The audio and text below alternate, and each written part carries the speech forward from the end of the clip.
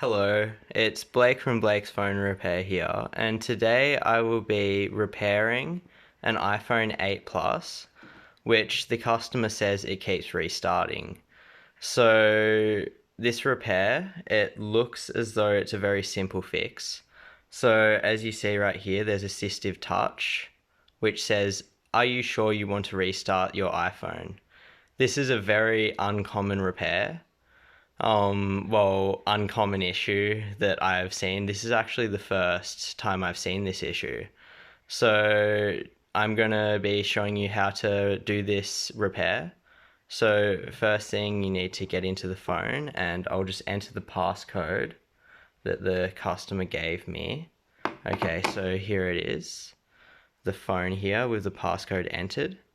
And now what you want to do is go into settings, and as you see, go to assistive touch, type in assistive touch. Oh, the camera's gone blurry, and click on it.